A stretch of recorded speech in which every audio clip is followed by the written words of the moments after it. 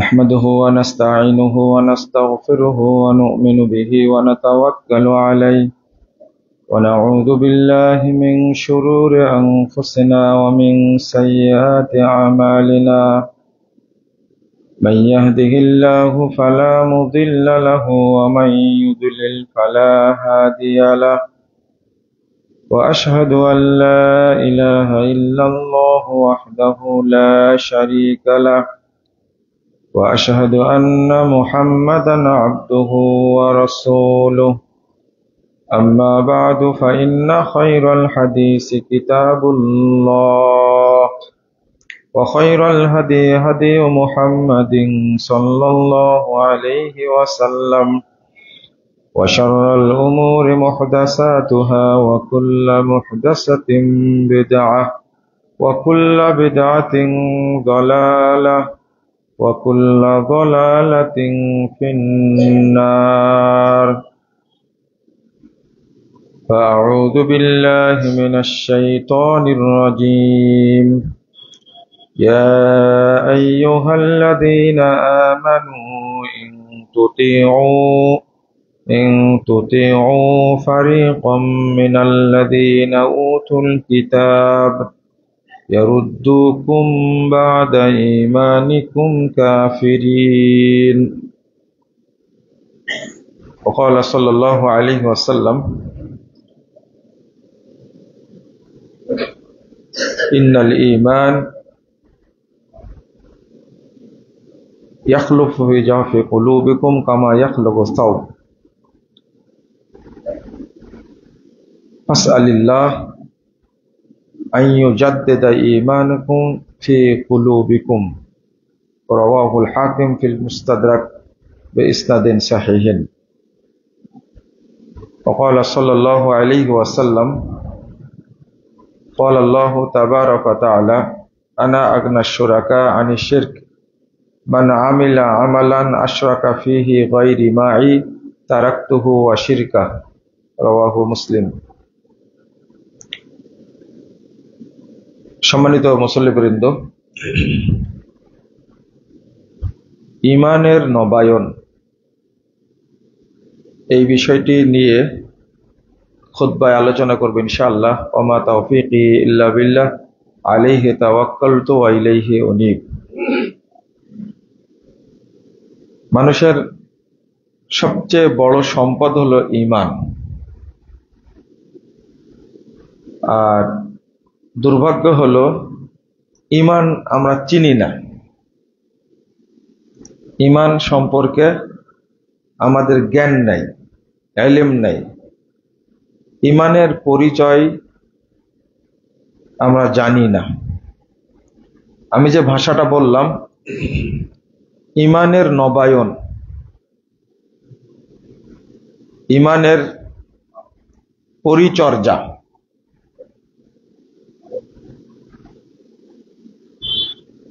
আমরা অনেক মানুষ আছি দেহ পবিত্র কিন্তু অন্তরটা অপবিত্র। যদি এমনটা হয় যে আমার দেহ পোশাক পবিত্র আর অন্তরটা অপবিত্র, তাহলে এই ব্যক্তির কোনো ইবাদত আল্লাহর কাছে কবুল হবে না। আমরা বর্তমান পারিপার্শ্বিক অবস্থা অনুযায়ী যদি উদাহরণ দেই তাহলে বোঝা যাবে আমাদের ভিতরে ঈমান এখনো আসেইনি, ঈমান ভিতরে ঢোকেইনি। আমরা আলোচনা করি বেশিরভাগ ঈমান নষ্টের কারণ, ঈমান নষ্টের কারণ, ঈমান ভঙ্গের কারণ। আর আমি বলি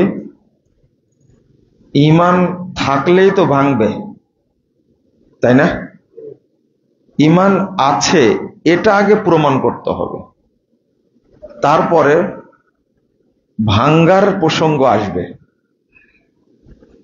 আমি যতটুকু যাচাই করে দেখেছি যে আমাদের মধ্যে এখনো ঈমান আসেইনি। যেমন যে কোনোদিন ওযু করেনি, তার ওযু ভাঙ্গার সম্ভাবনা আছে? আপনারা বলেন। যে 50 বছর ওযুই করেনি, আপনি কি বলবেন তার ওযু ভেঙে গেছে? আমাদের অবস্থাটা কিছুটা এই রকম। আর ঈমান এত দামি জিনিস, একটু খেয়াল করবেন। ঈমান এত মর্যাদাপূর্ণ, এত দামি, এত লজ্জাশীল। ঈমানের সাথে একটু কোনো কিছুর ছোঁয়া লাগলে ঈমান থাকে না, ঈমান চলে যায়। এত দামি জিনিস, আপনি ঈমানকে অসম্মান করবেন, আপনার মাঝে থাকবে না। সাহাবীরা বলতেন, ইজলিস বিনা নুমিনু সাআহ, আসো একটু বসো, আমরা ঈমানটাকে নবায়ন করি। ঈমান থাকে না, চলে যায়। 124 নম্বর হাদিস সহিহ মুসলিমের মধ্যে এসেছে, রাসূল সাল্লাল্লাহু আলাইহি সাল্লাম বলছেন, ইসবিহুর রাজুলু মুমিনান ওয়া ইউমসি কাফিরান আও ইউমসি মুমিনান ওয়া ইসবিহু কাফিরান। মানুষ সকাল করে মুমিন হয়ে বিকাল হতে হতে কাফের হয়ে যায়। আবার অথবা বিকাল করে মুমিন হয়ে সকাল হতে হতে কি হয়ে যায়? কাফের হয়ে যায়। এটা তো অনেক সময় পাওয়া গেল, সকাল বিকাল অনেক সময় না, তো কিছুক্ষণ থাকে। আর একটা হাদিস আসছে, লাকলবু ইবনে আদম আশাদ্দু ইনকিলাবাম মিনাল কিদর। ঈমান এত দ্রুত পালায় যায়।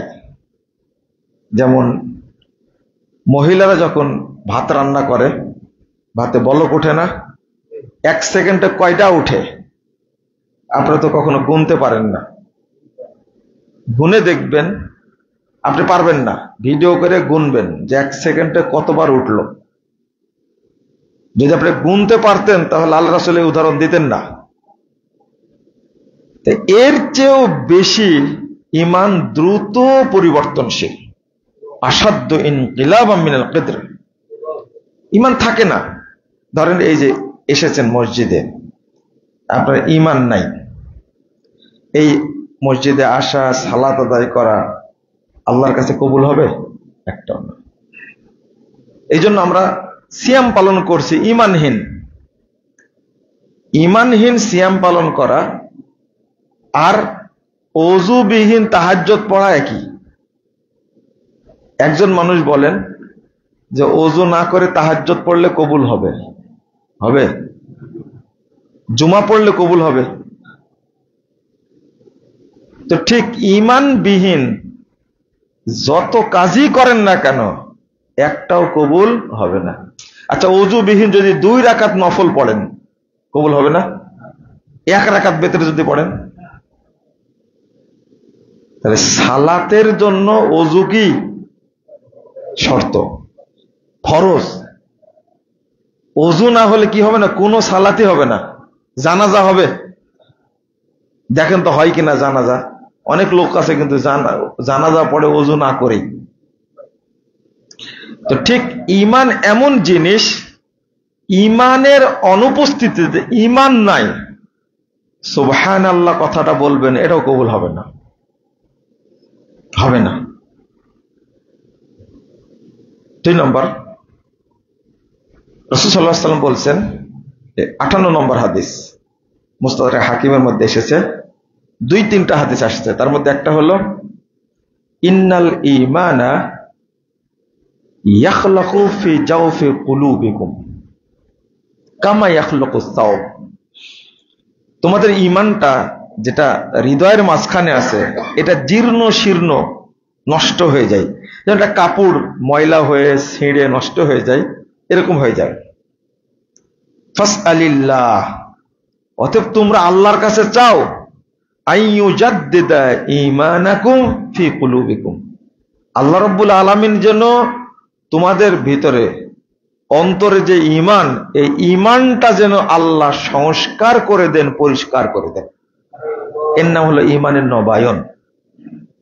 আপনাকে প্রতি মুহূর্তে চিন্তা করতে হবে ঈমানের নবায়ন।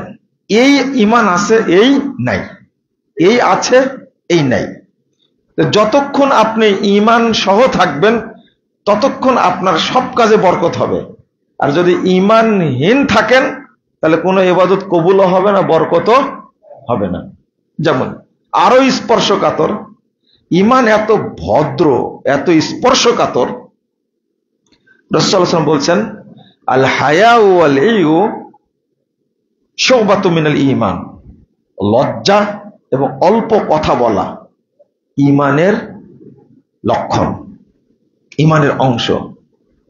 ওয়াল বাযাউ ওয়াল বায়ানু শুবাতুম মিনান নিফাক, আর যে ব্যক্তি মুখ দিয়ে খারাপ ভাষা উচ্চারণ করে, অশ্রাব্য নোংরা ভাষা উচ্চারণ করে, এ ব্যক্তি মুনাফিক। ওয়াল বায়ান, আর যে সবসময় বকতেই থাকে। কিছু লোক আছে না, সরকারি চাকরি থেকে রিটায়ার্ড হয়েছে, সারাদিন বকতে থাকে। বেশি যে বকাবকি করে, কোনো পাপ করেনি কিন্তু, বুঝেননি মনে হয়, শুধু কি করে, বেশি কথা বলে। আমরা কিন্তু আবার খুব আগ্রহ করে বলি, আমি একটু কথা বেশি বলি, কিছু মনে করেন না। ও যে মুনাফিক, ওর হিসাব নাই। বেশি কথা বলে, তাই কি নাই বলেন, কি নাই?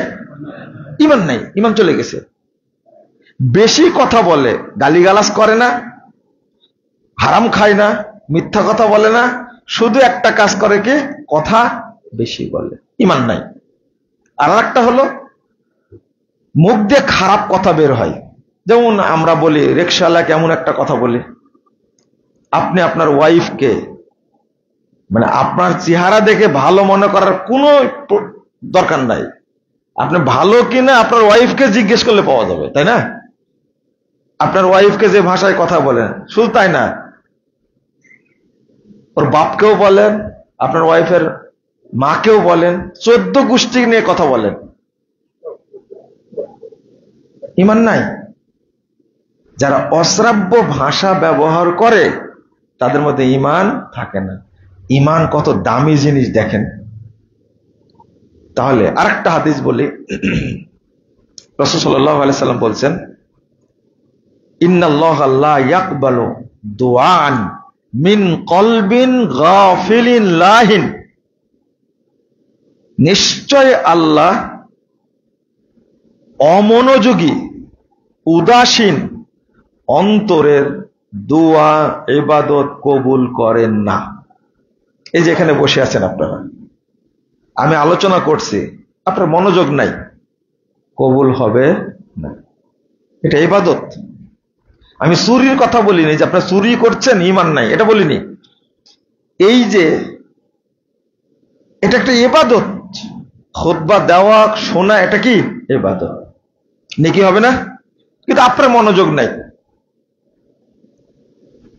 আল্লাহ রাসূল সাল্লাল্লাহু আলাইহি ওয়াসাল্লাম বলছেন, ইন্নাল্লাহা লা ইয়াকবালু দুআন মিন কলবিন গাফিলিন লাহিন, অমনোযোগী, উদাসীন, অন্যমনস্ক এই ব্যক্তির দোয়া আল্লাহ কবুল করেন না। এর অর্থ কি জানেন?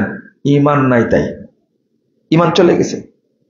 তাহলে আমরা যারা সালাত আদায় করি, মনে হয় যে আমাদের মধ্যে ঈমান আছে। একদিকে ঈমানের যে পরিচর্যা, এটাও জানি না, আর ঈমানের নবায়ন করা, লা ইলাহা ইল্লাল্লাহ। আজকে ফজরের পর থেকে এখন পর্যন্ত কয়বার বলেছেন লা ইলাহা ইল্লাল্লাহ? বলেন তো দেখি, কতবার বলেছেন? নিরপেক্ষভাবে যদি আপনি অন্তরকে জিজ্ঞেস করেন, ফজর পড়ার পর থেকে নিয়ে এখন পর্যন্ত লা ইলাহা ইল্লাল্লাহ কথাটা বের হয়নি মুখ দিয়ে। নবায়ন কখন হলো? নবায়ন হয়নি। এই জন্য আফজালুল যিকর লা ইলাহা ইল্লাল্লাহ ওয়া আফজালুদ দুআ আলহামদুলিল্লাহ। আপনি সবসময় বলতেই থাকবেন লা ইলাহা ইল্লাল্লাহ, না থাকলে আবার চলে আসছে ঈমান। লা ইলাহা, সবকিছু অস্বীকার করেছে, অন্তর পরিষ্কার করে ফেলেছে, এবার বললাম কি ইল্লাল্লাহ। এটা হল নবায়ন। মনে করেন ফজরের পর থেকে নিয়ে এখন পর্যন্ত মাঝখানে যদি আপনি মরে যেতেন, তাহলে কি অবস্থায় মরতেন? ওই যে মুহূর্তে মুহূর্তে ঈমান চলে যায় নাই। আর একটা জিনিস, একটা ছোট্ট বিষয় আপনাকে বুঝতে হবে, সেটা হলো রাসূল সাল্লাল্লাহু আলাইহি ওয়াসাল্লাম বলছেন, লাক্কিনু মাউতাকুম লা ইলাহা ইল্লাল্লাহ। তোমাদের মৃতদেরকে তোমরা লা ইলাহা ইল্লাল্লাহ তালকিন করাও। মৃতকে পড়ানো যায়? যে মরে গেছে তাকে কালেমা পড়ানো যাবে? সেখানে বললেন লাক্কিনু মাউতাকুম, তোমাদের মৃতদেরকে তালকিন করাও। এর অর্থ কি? আপনি আপনার বাপ সম্পর্কে বলছেন যে আমার আব্বা সকালে লা ইলাহা ইল্লাল্লাহ এটা ওটা পড়ছিল, কিন্তু মাঝখানে আর কোনো হোশ ছিল না, বুঝতেও পারিনি, সন্ধ্যায় মারা গেল। কোনো সমস্যা না, আমার বাপ খুব ভালো অবস্থায় মারা গেছে, তাই না? মাউতাকুম, লা ইলাহা ইল্লাল্লাহ তার কাছে বলতে হবে ওই টাইমে যখন আর ফিরে আসার সম্ভাবনা নাই। 2 দিন আগে না, 3 দিন আগে না, 1 ঘন্টা আগে না, কয় মিনিট আগে। আর ফির মাউতাকুম, মরেই যাচ্ছে, আর ফিরবে না, ফাইনাল হয়ে গেছে, বাঁচবে না। এই টাইমের কারণে বলা হয়েছে মাউতাকুম, তোমাদের মৃতদেরকে পড়াও, মৃতদেরকে পড়াও লা ইলাহা ইল্লাল্লাহ, তালকিন করাও। মনে হয় আপনাদের বোঝাতে পারছি না আমি, তাই না? মাউতাকুম বললেন কেন? মাউতাকুম বললেন কেন? তোমাদের মৃতদেরকে পড়াও। আপনি মনে করছেন না এটাও একটা বোঝার ব্যাপার যে কালেমাটা পড়েই মারা গেছে, এখানে 5 মিনিট সময় নেয়নি, 1 মিনিট সময় নেয়নি, মানে ওই যে সেকেন্ডে ঈমান চলে যায়, যে একবারে শেষ কথাটা হোক কি লা ইলাহা ইল্লাল্লাহ। এটা এখানে ওই 20 মিনিট 10 মিনিট গ্যাপ হবে, এটা যেন না হয়। আর একটা জিনিস, এখানে নোক্তাওয়ালা যে কোনো অক্ষর পড়তে ভারী লাগে। নোক্তাওয়ালা যে কোনো অক্ষর পড়তে, তা, বা, সা, জিম পড়তে কষ্ট হয়, ভারী অক্ষর বলা হয় নোক্তাওয়ালা অক্ষর। লা ইলাহা ইল্লাল্লাহর মধ্যে একটাও নোক্তাওয়ালা অক্ষর নাই, কিন্তু আছে? একটাও নাই। কেউ যদি কিছু বলতেও না পারে, শুধু তার লিসান, জিহ্বাটা যদি একটু ঘুরায়া বলতে পারে লা ইলাহা ইল্লাল্লাহ, জান্নাতে চলে যাবে ইনশাআল্লাহ। ঈমান নবায়ন করে ফেলেছে, ঈমান নবায়ন করে ফেলেছে। আরেকটা, এই যে আল্লাহর যে হিকমা, বান্দাকে আল্লাহ কিভাবে বাঁচাতে চাচ্ছেন, যে আমার বান্দা যেন বেঈমান হয়ে না মরে। এটা তো বুঝতে পারেননি আপনি, যে তাই তো লা ইলাহা ইল্লাল্লাহ এই অক্ষরগুলোতে একটা তো নুক্তা নাই, একটা তো নাই। আর একটা হলো, আপনারাই বলেন, রাসূল সাল্লাল্লাহু আলাইহি ওয়াসাল্লাম বলছেন যে মান তাওয়াদ্দা ওয়া আহসানাল উযুয়া, যে ওযু করলো এবং সুন্দরভাবে ওযু করলো এবং বলল ওয়া ইয়াকুল আশহাদু আল্লা ইলাহা ইল্লাল্লাহ ওয়া আশহাদু আন্না মুহাম্মাদান আবদুহু ওয়া রাসূলুহু, এই কথাটুকু যে বলল, সহিহ মুসলিমের হাদিস 234 নম্বর হাদিস, আল্লাহ রাসূল বলছেন ফুতিহাত লাহু আবওয়াবুল জান্নাতি সামানিয়াহ, তার জন্য জান্নাতের 8টি দরজা খুলে দেওয়া হবে। ইয়াদখুলু মিন আইয়াশা, যে দরজা দিয়ে ইচ্ছা সেই দরজাতে জান্নাতে ঢুকতে পারবে সে। একটু বুঝেন তো, এমন কোন হাদিস আছে যে 5 ওয়াক্ত সালাত যে ব্যক্তি আদায় করে আল্লাহ তার জন্য জান্নাতের 8টি দরজা খুলে দেবেন? শুনেছেন? ও তো নামাজ পড়েনি এখনো, কেবল কি করেছে? ওযু করেছে, তাই বলছেন কি জান্নাতের 8টি দরজা খুলে দেওয়া হবে। এক কেউ যদি হজ করে, কবুল হজও যদি হয়, তার জন্য জান্নাতের 8টি দরজা খুলে দেওয়া হবে, এরকম হাদিস আছে? যদি সিয়াম পালন করে, তার জন্য 8টি দরজা খুলে দেওয়া হবে, এরকম কোন দলিল আছে? একটা দরজা আছে, কি? রাইয়ান। কিন্তু 8টি দরজার কথা তো বলা হয়নি। কিন্তু ওযুর পরে এই দোয়াটি পড়লে আল্লাহ তার জন্য 8টি দরজা খুলে দিবেন কেন? মূল কারণটা কি জানেন? মূল কারণটা হলো ফজিলতটা এখানে আল্লাহ রাব্বুল আলামিন দিয়ে দিয়েছেন। আমার বান্দারা যখনই ওযু করবে, তখনই দোয়াটা পড়বে, তখনই ঈমানটা নবায়ন হয়ে যাবে। আপনি সেই ফজরে ওযু করেছেন, তখন হয়তো পড়েছেন, ঈমান আসছিল। ফজর থেকে জোহরের মাঝখানে ঈমান কখন চলে গেছে? যখন আপনি জোহরের জন্য ওযু করলেন আর দোয়াটা পড়লেন, তখন অটো ঈমানটা আবার চলে আসলো। জোহর থেকে আসরের মাঝখানে এই যে টাইমটা কেন বলেন তো দেখি? এই যে টাইম, ফজর থেকে আসর পর্যন্ত পারে 6-7 ঘন্টা, জোহর পর্যন্ত, জোহর থেকে আসর পর্যন্ত 3 ঘন্টা, আসর থেকে মাগরিব পর্যন্ত। এই টাইমের কারণটা কি? টাইমের একটা কারণ হলো রাসূল সাল্লাল্লাহু আলাইহি সাল্লাম বলছেন, যখন বান্দা কোনো পাপ কাজ করে, তখন ডানের ফেরেশতা বলে, তুই লেখিস না এখনই। আল্লাহ লিখতে নিষেধ করে, লেখো না। ওকে 6 ঘন্টা টাইম দাও, তওবা করে কিনা। কয় ঘন্টা? যখন 6 ঘন্টা পার হয়ে যায়, তখন পাপটা লিখে ফেলে ফেরেশতা। রাসূল সাল্লাল্লাহু আলাইহি সাল্লাম বলছেন, আপনি একটু একদিকে বান্দার ঈমান যেন নবায়ন হয়, এই জন্য ওযুর পরে কি আশহাদু আল্লা ইলাহা ইল্লাল্লাহ ওয়া আশহাদু আন্না মুহাম্মাদান আবদুহু ওয়া রাসূলুহু। আরেকটা গুরুত্বপূর্ণ, এই জন্যই যে ব্যক্তি তাহিয়াতুল ওযু পড়ে, বুঝেন না কথা? তাহিয়াতুল ওযু যে ব্যক্তি 2 রাকাত পড়ে, বা তাহিয়াতুল মসজিদ, দুখুলুল মসজিদে 2 রাকাত সালাত আদায় করে, এই ব্যক্তির কোনো নেকি হয় না। এই ব্যক্তির সরাসরি নেকি হলো জান্নাত। যে ব্যক্তি দুখুলুল মসজিদ 2 রাকাত পড়ে, আপনি জুমা পড়বেন, নেকি হবে। বুঝেননি কথা? জুমা পড়বেন, কি হবে? নেকি হবে। জোহর পড়বেন, নেকি হবে। আসর পড়বেন, নেকি হবে।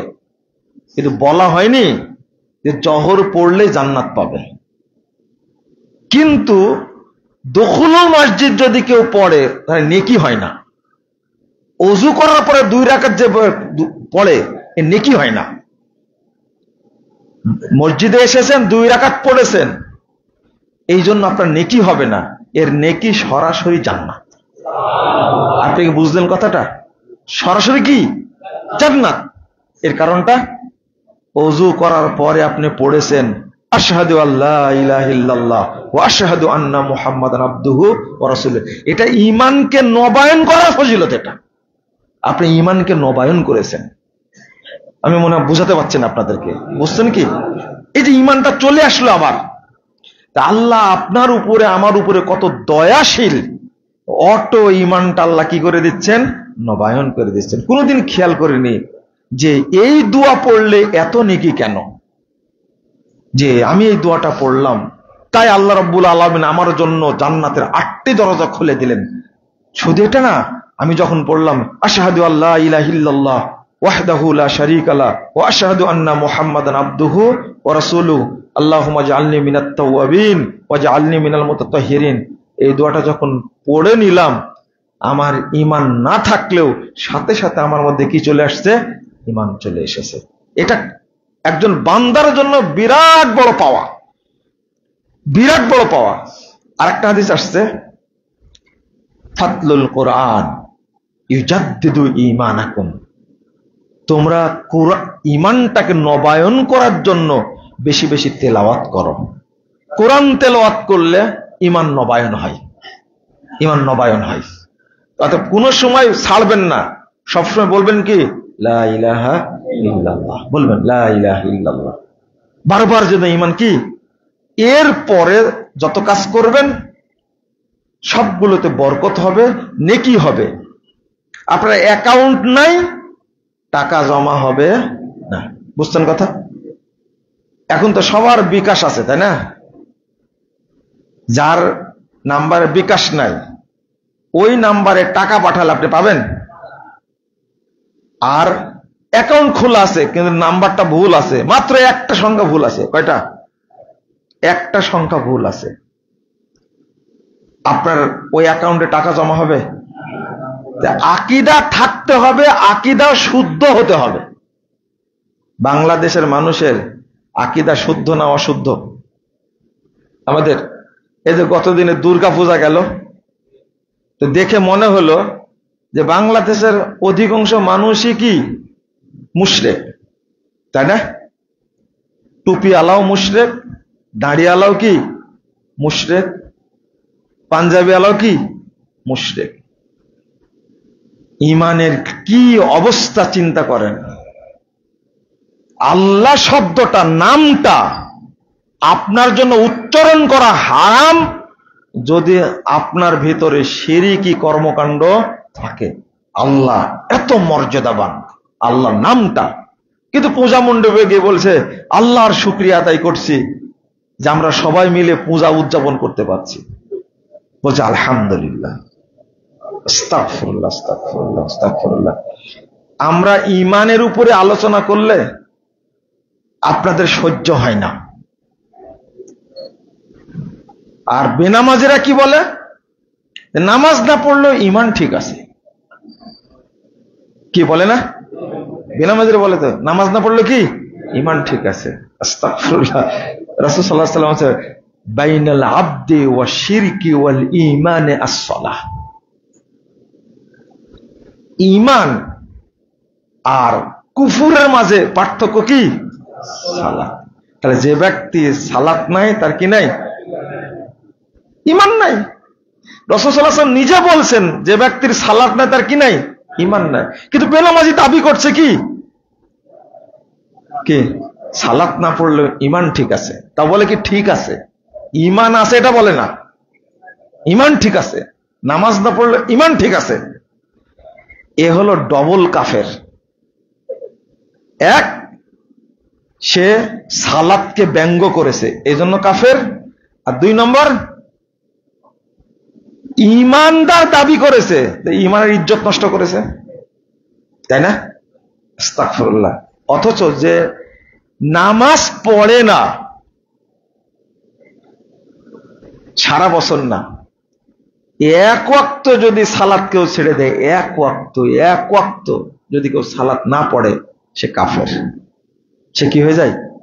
কাফের হয়ে যায়। শুধু তাই না, নামাজ পড়ে কিন্তু হাত্তা ইয়াদখুলা ওয়াক্তান ফি ওয়াক্তিন, একটা ওয়াক্তের সালাত আরেকটা ওয়াক্তে ঢুকে গেছে, ফাহুয়া কাফের। সেটা কি? কাফের।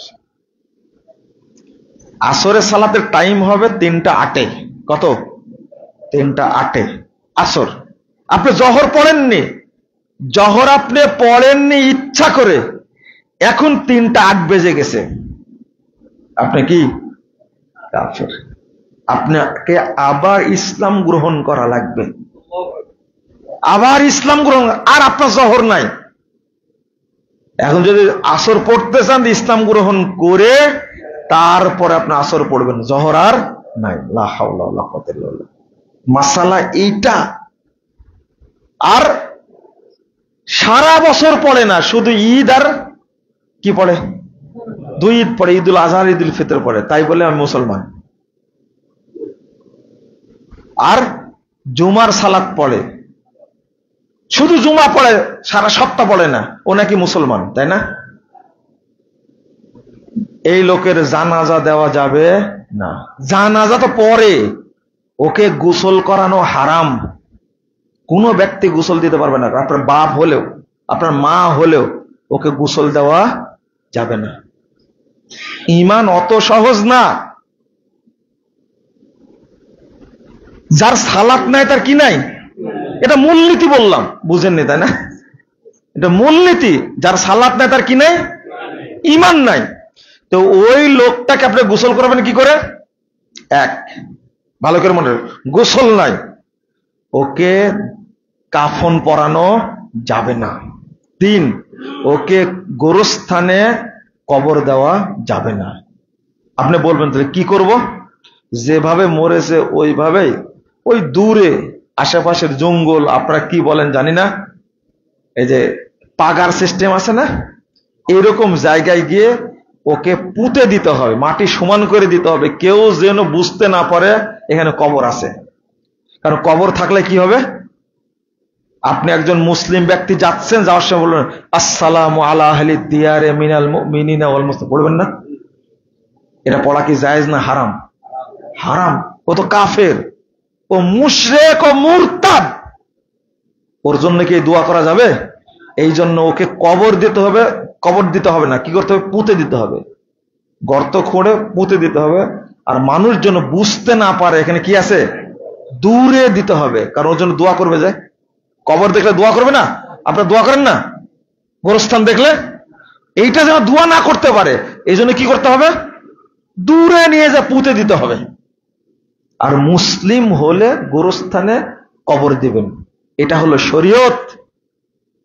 2 নম্বর, এবার আপনারা প্রশ্ন আপনাদেরকে এটা বুঝান তো দেখি, একজন মুশরিক, একজন কাফের, ইহুদি খ্রিস্টান, তারা বেশি খারাপ না একজন বেনামাজি বেশি খারাপ? বেনামাজি বেশি খারাপ। কেন? এই উত্তরটা দেওয়া লাগবে কিন্তু। কেন বেশি খারাপ?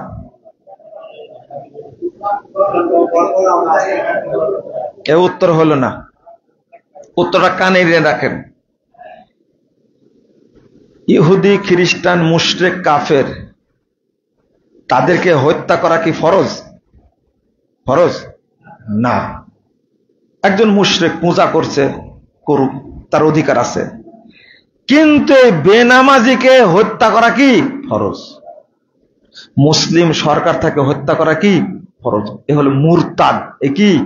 মুরতাদ। সালাত ছেড়ে দিয়েছে, কি হয়ে গেছে? মুরতাদ হয়ে গেছে। কিন্তু ইহুদি খ্রিস্টান কি মুরতাদ না, অরিজিনাল কাফের। কিন্তু এই বেনামাজি নামাজ না পড়ে ও মুরতাদ হয়ে গেছে, এই জন্য মুসলিম সরকারের উপরে ফরজ হলো ওকে হত্যা করা। কোন কোন ইমাম বলছে 3 দিন টাইম দিতে হবে। মজার ব্যাপার কি জানেন? যারা বেনামাজি তাদেরকে হত্যা করতে হবে, এ ব্যাপারে আলেমদের মাঝে, ইমামদের মাঝে, সাহাবীদের মাঝে কোনো ইখতিলাফ নাই, কোনো ইখতিলাফ নাই। ইখতিলাফ কি বিষয় আছে জানেন? ইখতিলাফ হলো হত্যার পরে ওর জানাজা হবে কি হবে না, এই নিয়ে ইখতিলাফ আছে, কিন্তু হত্যা করতে হবে আগে। বুঝলেন না মনে হয় কথাটা? বেনামাজিকে হত্যা করতে হবে, এটা ফরজ, এখানে কোনো ইখতিলাফ নাই। ইখতিলাফ শুধু কি, হজ যেহেতু জারি হয়ে গেছে, এখন ওকে জানাজা পড়া হবে কি হবে না। যারা পাকাপুক্ত ইমাম তারা বলছেন ওর কি জানাজা যাবে না। আর এক শ্রেণীর আলেম বলছেন যেহেতু হাদ কার্যকর হয়ে গেছে সুতরাং জানাজা করা যেতে পারে। প্রথম শ্রেণীর আলেমগণ বলছেন না, ও কাফের, হজ জারি করলেও ও এখনো মুসলিম হতে পারেনি। কারণ কি? ওর ঈমান ছিল না। কি কারণে? কি কারণে? সালাত পড়েনি তাই। তাহলে ইহুদি খ্রিস্টান কাফের মুশরিকের চেয়ে খারাপ বেনামাজিরা কেন? কি বললাম? উত্তর দিলাম না? না না না, তারা মুরতাদ। তারা কি? মুরতাদ। এই মাসালা না বুঝার কারণেই তো সমস্যা। আমরা সালাত পড়ি না। সালাত আপনাকে পড়তেই হবে, পড়তেই হবে, বিকল্প কোনো পথ নাই। রাসূল সাল্লাল্লাহু আলাইহি ওয়াসাল্লাম বলেছেন, লা তাতরুকুস সালাতা মুতাআম্মিদিন, তোমরা ইচ্ছা করে সালাত ছেড়ে দিও না। ফা ইন্নাহু মান তারাকাস সালাহ মুতাআম্মিদান খারাজা মিনাল মিল্লাহ, যে ব্যক্তি সালাত ছেড়ে দিল সে ইসলাম থেকে বেরিয়ে গেল, সে মুরতাদ হয়ে গেল। এই যে সে মুরতাদ হয়ে গেল, সে মুরতাদ। যদি অবস্থা এইরকম হয়, আরেকটা হাদিস শোনেন, রাসূলুল্লাহ সাল্লাল্লাহু আলাইহি ওয়াসাল্লাম বলছেন, আগে বলি কোরআনের আয়াতটা বলে, ইয়া আইয়ুহাল্লাযীনা আমানু ইন তুতিউ ফারীকাম মিনাল্লাযীনা উতুল কিতাব ইয়ারুদ্দুকুম বা'দা ঈমানিকুম কাফিরিন। আল্লাহ বলছেন 100 নম্বর আয়াত সূরা আল ইমরান, তোমরা যদি তাদের আনুগত্য করো যাদেরকে কিতাব দেওয়া হয়েছিল, ইহুদি খ্রিস্টান কাফেরদের, তাহলে কি করবে? ইয়ারুদ্দুকুম বা'দা ঈমানিকুম কাফিরিন, তাহলে তারা তোমাদেরকে ঈমান থেকে বের করে কাফের বানায় দেবে। এই যে আমরা যে আজকে মুশরিকদের সাথে মিলে যাচ্ছি, খ্রিস্টানদের সাথে ইহুদিদের সাথে মিলে যাচ্ছি, উদ্দেশ্য কি? তারা আমাদেরকে কি বানাবে? কাফের। ইয়ারুদ্দুকুম বা'দা ঈমানিকুম কাফিরিন, তারা তোমাদেরকে কাফের বানাবে। আজকে আমরা আপোষ করছি কেন? মিশ্রিত করলে হিংসা আর ঈমান এক জায়গায় হয় না, কৃপণতা আর ঈমান এক জায়গায় হয় না। আমি বকবক করে কথা বললে তাই ঈমান থাকে না, আমি মুখ দিয়ে খারাপ ভাষা ব্যবহার করলে তাই ঈমান থাকে না, আমি যদি বেহায়া হই, আমার মধ্যে যদি লজ্জা না থাকে, তাহলে কি থাকে না? ঈমান থাকে না। তাহলে কি ইহুদি খ্রিস্টানদের সাথে একাকার হয়ে গেলে, মুশরিকদের সাথে একাকার হয়ে গেলে ঈমান থাকে? ওমর রাদিয়াল্লাহু আনহু বলছেন, লা তাদখুলু ফি কানাইসিহিম তানজিলু আলাইহিমুস সাখতা, তোমরা কখনো মুশরিকদের উপাসনালয়ে প্রবেশ করো না, কারণ আল্লাহর পক্ষ থেকে ওই জায়গাতে অবিরতভাবে গজব নাজিল হয়। ওই জায়গায় গিয়ে আল্লাহর প্রশংসা চলে। উদ্দেশ্য একটা ভোটের জন্য, তাই না? কিসের জন্য? একটা কথা বলছি শোনেন, আপনাকে যদি শর্ত দেওয়া হয়, হয় বাংলাদেশে থাকবা, না হলে ঈমান ত্যাগ করবা, কোনটা? ঈমান নিয়ে বাংলাদেশে থাকা যাবে না, আপনি কি করবেন? উত্তর দেন। বাংলাদেশে থাকবেন না ঈমান রাখবেন, কোনটা? বাংলাদেশে থাকবেন, তাই না? হ্যাঁ, দেশের জন্য কি ঈমান ত্যাগ করা যায়? হ্যাঁ, যদি আপনাকে ফাঁসি দেওয়া হবে, আপনি কি দেওয়া হবে? ফাঁসি দেওয়া হবে, তুমি ঈমান ত্যাগ করো, তাহলে ফাঁসি দেওয়া হবে না, কি করবেন? রাজনীতি করতে গেলে ঈমান থাকবে না, তাহলে কি রাজনীতি করবেন না ঈমান রক্ষা করবেন? বুঝলেন না মনে হয় কথাটা? আমি তো আতে ঘা দিয়ে কথা বলি, কারণ এই দেশটাই, কি বলে, এই দুনিয়াটাই আসল না, পরবর্তী জীবন একটা আছে না, ওখানে ঈমান ছাড়া রাজনীতি কবরে যাবে নাকি আপনার? হ্যাঁ, আপনার দেশপ্রেম কবরে যাবে? দেশকে ভালোবাসতে গিয়ে আপনি যদি কাফের হয়ে যান। এই জন্য মেয়র হানিফ সাহেব একটা কথা বলেছিলেন সাক্ষাৎকারে, অনেকদিন আগের কথা, বলছেন না, আমি আগে মুসলমান তারপরে বাংলাদেশি। ইনকিলাবে সাক্ষাৎকার দিয়েছেন। রাজনীতিবিদরা আগে ঈমান বিক্রি করে, ঈমান থাক চায় না দেখার বিষয় না, আমি আগে দুর্নীতি করি, আমি আগে হারাম খাই। এই আকীদা যদি কেউ পোষণ করে, আপনি বলেন তো তার ঈমান থাকবে কিনা? না, প্রশ্ন আসে না। ইহুদি খ্রিস্টানরা চাচ্ছে, মনে করেন আপনি আপনার বাচ্চার জন্মদিন পালন করবেন, আপনার বাচ্চার জন্মদিন পালন করলে, মৃত্যুদিন পালন করলে, আপনার বাবার ধরেন আপনি 21শে ফেব্রুয়ারি পালন করবেন, 16ই ডিসেম্বর, তারপরে কি 26শে মার্চ পালন করবেন। করতে গিয়ে যদি আপনাকে কবরে যেতে হয় ফুল দিতে, যদি এই খাম্বার কাছে যে ফুল দিতে যেতে হয়, আপনার ঈমান থাকবে না? থাকবে না? থাকবে। তাহলে কোনটা দরকার আপনার? আগে ঈমান জরুরি না খাম্বা জরুরি?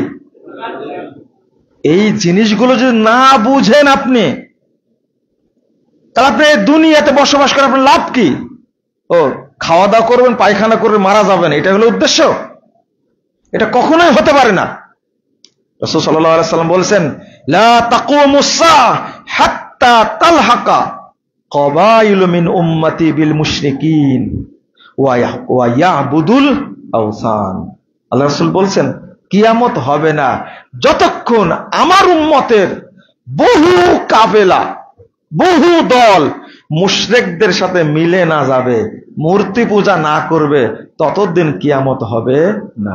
2219 নম্বর হাদিস তিরমিজির মধ্যে আসছে। আপনি কি বলছেন? আজকে আমাদের ঈমান রক্ষাটা যে কত কঠিন হয়ে গেছে, আমাদের উপদেষ্টারা, শাসকরা চালাই দিচ্ছেন। খুব সুন্দর একটা কথা বলছেন, আমরা এমন একটা সংবিধান প্রণয়ন করব যে সংবিধান করলে টুপি আলারাও সন্তুষ্ট থাকবে,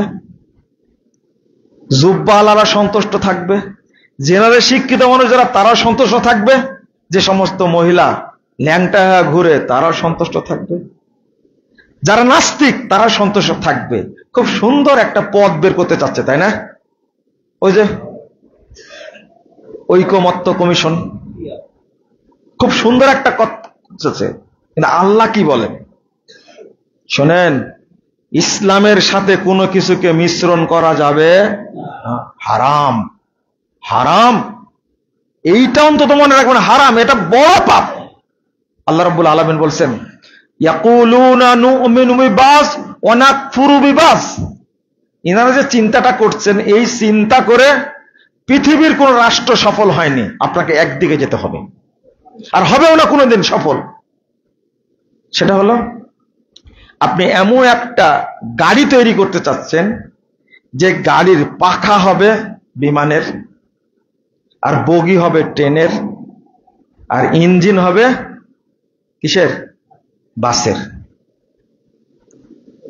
আর চাকা হবে কার? হ্যাঁ, চাকা হবে সাইকেলের, ধরেন ভ্যানের হলো। এই যে গাড়িটা তৈরি করলেন, এটা কি গাড়ি? চলবে এই গাড়ি? হ্যাঁ, এটা তো সুন্দর বুঝছেন আপনি। আল্লাহ বলছেন ইয়াকুলুনা নুমিনু বিবাস ওয়া নাকফুরু বিবাস, আমরা কিছু নিব আর কিছু কি ছাড়ব। ওয়া ইউরিদুনা আন ইয়াত্তাখিযু বাইনা যালিকা সাবিলা, আর এইগুলো মিলে আমরা একটা সুন্দর পথ তৈরি করব। ধারণাটা সুন্দর না? কিছু নিব কিছু বাদ দেব। যেমন বলছে সংবিধান থেকে সেকুলারিজম বাদ দিয়ে দিছি, সংবিধান থেকে ন্যাশনালিজম বাদ দিয়ে দিছি, সংবিধান থেকে কমিউনিজম বাদ দিয়ে দিছি, কিন্তু মূলভূতটা রেখে দিয়েছে কি? ডেমোক্রেসি, গণতন্ত্র রেখে দিয়েছে। আমরা বলি, এখন বলছে ফ্যাসিস্টদের তৈরি এই সংবিধান মানি না। আমরা যখন এই কথাটা বলেছি তখন আমাদের উপরে হ্যারেস করেছে অনেক, তাই না? থানায় ডেকে নিয়ে গেছে, বসা রাখছে 5 ঘন্টা। কেন বললেন এটা? আরে বেটা, যার সে সংবিধানের মধ্যে মিথ্যা কথা লেখা আছে, কুফুরি কথা লেখা আছে, আমি সংবিধানের পক্ষে বলবো কেন? আমি অতটুকু বলবো যতটুকু কোরআন সুন্নাহ মোতাবেক। আর যে কোরআন সুন্নাহ মোতাবেক না, সেগুলো কি করব? যেখানে সমকামিতা বৈধ করে দিছে, যেখানে জেনাকে, বেশ্যালয়কে বৈধ করে দিছে, মদকে বৈধ করে দিছে, ওটাকে আপনি সমর্থন করবেন? আমি আইন প্রণয়ন করতে পারি না, আমি আইন মানার জন্য। আইন প্রণয়নকারী কে? আল্লাহ। আমরা বলি এটা চলবেই না। কেন? সৌদি আরবে সংবিধান আছে না? কি সংবিধান? কোরআন সুন্নাহ। তাদের আলাদা কোনো বই আছে? হ্যাঁ, ওই দেশ চলতে পারলে আপনার সারা দেশের মানুষ সৌদি আরবের বিরুদ্ধে গালিগালাজ করছেন, কিন্তু তাদের কোনো পশম ছিঁড়তে পারছেন আপনারা? হ্যাঁ, সৌদি আরব বিশ্ব রাজনীতি নিয়ন্ত্রণ করে, আপনি পারেন না কেন? আপনি মানুষের গোলামি করেন। তাই বাংলাদেশের সংবিধান হবে কোরআন এবং সুন্নাহ। জামাত ইসলামের ভাইরা বলে যে কোরআনের আইন চাই, সৎলোকের শাসন চাই। এটা চলবে না এই স্লোগান। এটা বলতে হবে কোরআন সুন্নাহর আইন চাই, সৎলোকের শাসন চাই। আপনি কারেকশন করেন এটা। আমি বহু আগে বলেছি, এখনো বলছি, কোরআন সুন্নাহর আইন চাই। এই কোরআনের কথা বলতে গিয়ে বহু মানুষ কাফের হয়ে গেছে, হয়নি? আহলে কোরআন হয়ে গেছে না? এখন বর্তমানে যারা বড় বড় আহলে কোরআন, তারা সবার আগে জামাত ইসলাম করেছে। ওই ডাটা আমাদের কাছে আছে। অর্থাৎ ভাষাটা বলবেন কোরআন সুন্নাহর আইন চাই, সৎ লোকের শাসন চাই, আপত্তি নাই। কিন্তু মজার ব্যাপারটা কি জানেন? আপনি দুইটাকে মিক্সার করে একটা গাড়ি তৈরি করবেন। আল্লাহ কি বলছেন? উলাইকা হুমুল কাফিরুনা হাক্কা, এরাই অরিজিনাল কাফের। ওই অমুসলিম কাফের মুশরিক অরিজিনাল কাফের না। যারা ইসলাম এবং কুফুরকে অ্যাড করে, তাওহীদ এবং তাগুতকে মিক্সচার করে, আল্লাহ তাদের ব্যাপারে বলছেন এরাই হলো অরিজিনাল কাফের। দুইটা মিক্সচার করা যাবে কোনো দিনই না। ঈমানের সাথে কুফুরকে মিশ্রণ করা যাবে না, তাওহীদের সাথে তাগুতকে মিশ্রণ করা যাবে না। আপনি কিভাবে সাহস রাখেন? মাথায় টুপি, মুখে কি দাড়ি, আর এক পাগলাকে দাঁড় করায় দিয়েছে। ওই যে পাগলা, একটা কুষ্টিয়ার এক পাগলা বলছে নবী মোহাম্মদ সাল্লাল্লাহু আলাইহি সাল্লামের, তারাও বার্তাবাহক সাংবাদিক ছিলেন, আর আপনারা সাংবাদিক, আপনাদের মর্যাদা একটু বেশি। জামাত ইসলাম আর কোন লোক পাইনি ওই পাগলাকে ছাড়া। কথা কি বুঝতে পারেননি? আপনি ইসলামী দল, ইসলামকে গোটায় নষ্ট করে ফেলেছেন আপনি। মাঝখানে আমাদের একটা মিটিং হয়েছিল তাদের সাথে, আমাদের অফিসে গেছিলেন। আমরা কিছু গঠনমূলক পরামর্শ দিয়েছিলাম। এই পাগলাগুলোকে ছাড়ার জন্য একবার বলে সালাতে আদায় করে মানুষ জান্নাতে যাবে, এর কথা আমি পাইনি। করেইনি, ও কিভাবে পাবে? আর বলেছে আহলে হাদিসরা হলো আহলে খবিস, বলেছেন এটা। এক একটা কথা বলছে, আর ওই পাগলাকে পেয়েছে জামাত ইসলাম, আর কাউকে পাইনি। ইসলামকে এরকম ভাবে গলা কাটা করে চিন্তা করে কখনো ইসলাম প্রতিষ্ঠা করা যায় না। কথাটা ভালো করে মনে রাখতে হবে। এইগুলো আমরা নোংরা প্রচলিত এই বেলাল্লাপুরা রাজনীতির সাথে জড়িত না, কিন্তু ইসলাম সম্পর্কে কটূক্তি করলে এটা আমরা সহ্য করতে পারি না। এটা সহ্য হয় না। এটা বলবে কেন? এটা কেন? আর ভালো ভালো আলেম আছে না, তারা বলতে পারবেন না? অধ্যক্ষ মুজিবুর রহমান, তাকে চিনি, আমাকে জড়িয়ে ধরলেন। আমি মনে করি বিজ্ঞ আলিম তিনি, কথা বলবেন তারা ইসলাম সম্পর্কে বলতে গেলে। ওই যে গেছিলেন না পূজা মণ্ডপে, গতবার পাহারা দিয়েছেন, সাইফুল ইসলাম আইনজীবী একজন অ্যাডভোকেটকে এই হিন্দুরা যেভাবে হত্যা করেছে, গতবার কথা স্মরণ নেই আপনাদের? তাহলে আপনি কার সাথে বন্ধুদলি করতে চান? আজকে বাংলাদেশটাকে এই ধ্বংসের দ্বার প্রান্তে নিয়ে গেছে এই হিন্দুত্ববাদী কসাই মোদির কারণে। এটা জানেন না সবাই আপনারা? বাংলাদেশের অবস্থাটা এই পর্যায়ে গিয়ে যাওয়ার কারণটা কি? একটা বিশাল শক্তিশালী রাষ্ট্র, তিন রাষ্ট্রের একটা রাষ্ট্র যদি ছোট্ট রাষ্ট্রকে চেপে ধরে, এই রাষ্ট্রের কিছু করণীয় থাকবে? বন্ধুরা আমার, ইসলামের বাস্তব রূপটা আপনি সঠিকভাবে তুলে দেওয়ার চেষ্টা করেন, তুলে ধরার চেষ্টা করেন, মানুষ যেন সেটা বুঝতে পারে, মানুষ যেন হকটা আমল করতে পারে। আমার আগে চিন্তা করতে হবে আমি ঈমান নিয়ে মরতে পারবো কিনা, আমি যেন মুশরিকদের সাথে মিশে না যাই, আমি যেন কাফেরদের সাথে মিশে না যাই, এই চিন্তাটা আগে করতে হবে। আমি মনে করি প্রথম দাবি থাকবে আপনাদের প্রতি, 1 নম্বর, ঈমানটাকে ফ্রেশ রাখবেন, সব কিছু থেকে হেফাজত করবেন ইনশাআল্লাহ। আল্লাহকে চাইবেন, আল্লাহ তুমি আমার ঈমানের হেফাজত করো। বলতে পারবেন না? একটা দোয়া পড়েন তো, আল্লাহুম্মা ইন্নী আসআলুকা ঈমানান লা ইয়ারতাদ ওয়া নাঈমান লা ইয়ানফাদ ওয়া মুরাফাকাতা মুহাম্মাদিন ফি আলা জান্নাতিল খুলদ। ছোট্ট দোয়া, কিন্তু অর্থ এত চমৎকার। আল্লাহ তোমার কাছে এমন ঈমান চাচ্ছি যেটা কোনোদিন নষ্ট হবে না। আল্লাহ তোমার কাছে এমন নিয়ামত চাচ্ছি, এমন রুজি চাচ্ছি যা কোনোদিন শেষ হবে না। আর আমি তোমার কাছে চাচ্ছি মুহাম্মদ সাল্লাল্লাহু আলাইহি সাল্লাম জান্নাতে যে উচ্চ জায়গায় থাকবে তার সাথে আমাকে জান্নাতে থাকার ব্যবস্থা করে দাও। সুন্দর দোয়া না? এই দোয়াটা মুখস্থ করবেন, তাহলে আমাদের ঈমান কখনো নষ্ট হবে না। সম্মানিত মুসল্লিবৃন্দ, বেশি বেশি শুনবেন তাওহীদের আলোচনা। কিসের? তাওহীদের আলোচনা। বেশি বেশি শুনবেন আকীদার আলোচনা, বেশি বেশি শুনবেন ঈমানের আলোচনা, যে ঈমান কিভাবে নষ্ট হয়। শেষ কথা বলে শেষ করে দিই, সেটা হলো, মনে করেন একটা উদাহরণ, আপনার দেহে তাবিজ আছে, এখন বয়স 70 বছর। আচ্ছা বলেন তো, আপনার কোনো আমল কবুল হয়েছে কিনা? কেন কবুল হয়নি?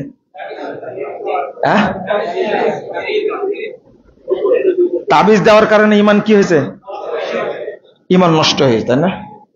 এটা এতক্ষণ বক্তব্য দিয়ে কি লাভ হলো? তাবিজ দেওয়ার কারণে ইমান নষ্ট হয়ে গেছে, ইমান চলে গেছে। ইমান কি ছিল? তো নষ্ট হলে কি করে? ওয়াজ এতক্ষণ যেটা করলাম উল্টা হয়ে গেল। এখানে 70 বছর বয়সে যার দেহে তাবিজ আছে, তার ভিতরে কোনোদিন ইমান ঢোকেই নেই। মনে করেন আমার দেহে তাবিজ দেয়, কিন্তু আমার বিশ্বাস আছে যে তাবিজ দিলে দাঁতের ব্যথা ভালো হয়ে যায়। আপনি বলেন তো আমার ইমান আছে কিনা? ঢুকেছে কোনোদিন? না। এই বিশ্বাসটা অপবিত্র বিশ্বাস, ঢুকেনি। 80 বছর বয়সে বাপ মারা গেছে, গোসল দিতে গিয়ে দেখছেন তাবিজ। বলেন তো এ লোক কি ইমান হারা মারা গেছে, কোনোদিন ইমান ভিতরে ঢুকেনি। 10 বার হজ করেছে, 15 বার উমরা করেছে, এরপরও সে কি মুশরিক, এরপরও সে কি মুশরিক অবস্থায় মারা গেছে। এর নাম হলো ইমান। যদি কারো বিশ্বাসে ত্রুটি থাকে তাহলে বাড়ির উপর দিয়ে ইমান যাবে না, কথাটা মনে রাখবেন। ইমান এই রকম জিনিস। কত শিরকি বিশ্বাস আমরা লালন করি।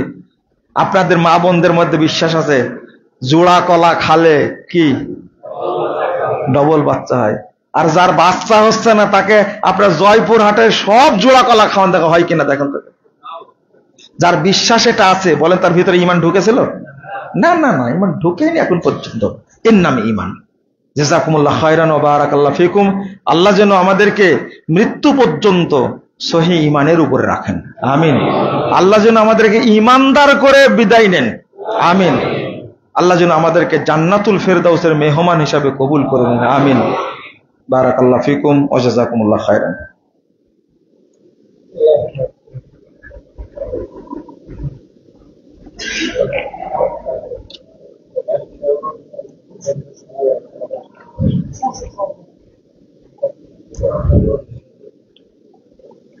আলহামদুলিল্লাহ ওয়াহদা ওয়াসসালাতু ওয়াসসালামু আলা মান লা নাবিয়্যা বাদা।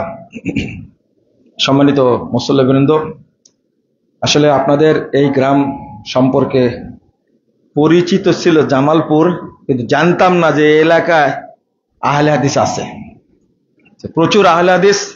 এবং পাশাপাশি আর একটা বিষয়, এখানে আল্লামা আব্দুল্লাহ আল কাফি আল কুরাইশি রাহিমাহুল্লাহ এলাকায় দাওয়াতি কাজ করেছেন, জানা ছিল না। আপনাদেরকে সালাম জানিয়েছেন সদ্য নবনির্বাচিত বাংলাদেশ জমিয়ত আহলে হাদিসের সভাপতি বিজ্ঞ আলেম দ্বীন অধ্যাপক ডক্টর আব্দুল্লাহ ফারুক সালাফি। এমনি উনি তো আপনাদের প্রিয় মানুষ, তাই না? জয়পুরহাটে ছিলেন। আপনাদের সালাম জানিয়েছেন এবং আপনাদের কাছে দোয়া চেয়েছেন, দোয়া করবেন। আমি একটা দাবি করি আপনাদের কাছে, আপনারা যেখানে থাকবেন ঐক্যবদ্ধ থাকবেন ইনশাআল্লাহ। আহলুল হাদিস হিসাবে আমরা কি থাকবো? ঐক্যবদ্ধ থাকবো ইনশাআল্লাহ। এটা নসিহত থাকলো। আমরা এই ঐক্যবদ্ধ হয়েই জান্নাতে যেতে চাই। আল্লাহ রাসূল সাল্লাল্লাহু আলাইহি সাল্লামের নেতৃত্বে তিনি হবেন ইমাম, আমরা হব কি মুক্তাদি। তিনি হবেন ইমাম, আমরা কি মুক্তাদি। আমরা তার সাথে জান্নাতে থাকতে চাই। আল্লাহ যেন আমাদের কবুল করেন, আমিন। আল্লাহুম্মা সাল্লি আলা মুহাম্মাদ ওয়া আলা আলি মুহাম্মাদ কামা সাল্লাইতা আলা ইব্রাহিম ওয়া আলা আলি ইব্রাহিম ইন্নাকা হামিদুম মাজিদ। আল্লাহুম্মা বারিক আলা মুহাম্মাদ ওয়া আলা আলি মুহাম্মাদ কামা বারাকতা আলা ইব্রাহিম ওয়া আলা আলি ইব্রাহিম ইন্নাকা হামিদুম মাজিদ। আল্লাহুম্মা ইগফির লানা ওয়া লিল মুমিনিনা ওয়াল মুমিনাত ওয়াল মুসলিমিনা ওয়াল মুসলিমাত ওয়াল আহইয়াই মিনহুম ওয়াল আমওয়াত। আল্লাহুম্মা আনসুর মান নাসারা দীনা মুহাম্মাদিন সাল্লাল্লাহু আলাইহি ওয়াসাল্লাম ওয়াজআলনা মিনহুম ওয়াখযুল মান খাযালা দীনা মুহাম্মাদিন সাল্লাল্লাহু আলাইহি ওয়াসাল্লাম ওয়া লা তাজাল্লা মিনহুম। اللهم اعز الاسلام والمسلمين، اللهم اعز الاسلام والمسلمين، اللهم انجل المستضعفين من المؤمنين في كل مكان، اللهم انصر اخواننا المسلمين في فلسطين وكشمير وسوريا، اللهم انصر اخواننا المسلمين في فلسطين وكشمير وسوريا، اللهم احفظ المجاهدين والمرابطين في كل مكان، اللهم احفظ المسجد الاقصى يا رب العالمين، اللهم احفظ المسجد الاقصى يا رب العالمين، اللهم عن الكفرة والفجرة والمبتدعة واليهود والنصارى والمشركين، اللهم عن الكفرة والفجرة والمبتدة واليهود والنصارى والمشركين اللهم شكك شملهم ومزق جمعهم وخرب بنيانهم ودمر ديارهم وأنزل بهم بأسك الذي لا ترده عن القوم المجرمين اللهم اشدد وطأتك على اليهود والنصارى والمشركين اللهم اشدد وطأتك على اليهود والنصارى والمشركين اللهم دمرهم تدميرا اللهم دمرهم تدميرا يا قوي يا عزيز اللهم إنا نستعينك ونستغفرك ونتوب إليك ونثني عليك الخير اللهم إياك نعبد ولك نصلي نرجو رحمتك ونخشى عذابك إن عذابك الجد بالكافرين ملحق ربنا آتنا في الدنيا حسنة وفي الآخرة حسنة وقنا عذاب النار ربنا فاغفر لنا ذنوبنا وكفر عنا سيئاتنا وتوفنا مع الأبرار ربنا تقبل منا إنك أنت السميع العليم وتب علينا إنك أنت التواب الرحيم وصلى الله على النبي